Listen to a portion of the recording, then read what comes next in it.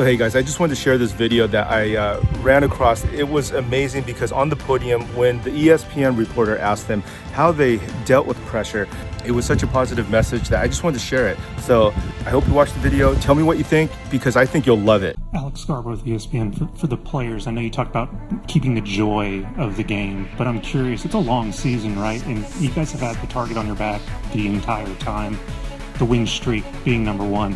How do you handle the unique pressure that comes with that? How do you keep the joy for so long when anxiety seems like a thing that could very easily set in? Well, the only way that you can have a joy that doesn't fade away is from the Lord. And any other type of joy is actually happiness that comes from circumstances and outcomes. I think Coach has said this before, but joy from the Lord is really the only thing that can keep you motivated, just in a good mindset, no matter the outcomes. Thankfully, we've had a lot of success this year, but if it was the other way around, joy from the Lord is the only thing that can keep you embracing those memories, moments, friendships, and all of that. So that's really the only answer to that, because there's no other way that softball can bring you that, because of how much failure comes in it and just how much of a roller coaster the game can be.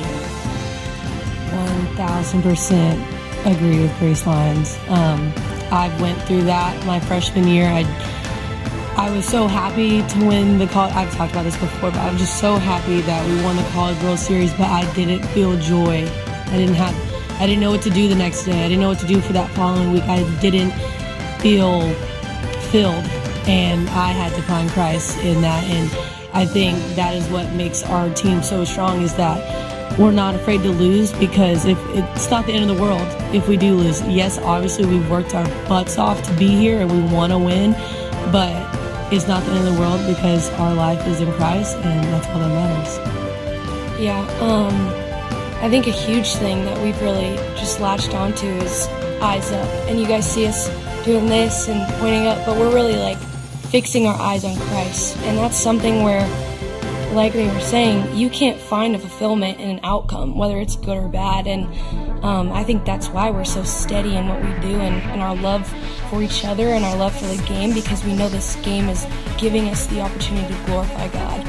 And I just think once we figured that out and that was our purpose and everyone was all in with that, it's really changed so much for us. And I mean, I know myself, I've seen so much of a growth in myself with once I turned to Jesus and I realized how He had changed my outlook on life, not just softball, but understanding how much I have to live for, and that's living to exemplify the kingdom. And I think that brings so much freedom.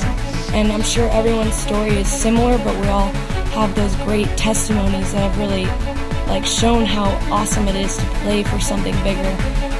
And I think that's just what brings me so much joy. And no matter the outcome, whether we get a trophy in the end or not, this isn't our home. And I think that's what's amazing about it, is we have so much more. We have an eternity of joy with our Father, and I'm so excited about that. And yes, I live in the moment, but I know this isn't my home, and no matter what, my sisters in Christ will be there with me in the end, when we're with our King. So.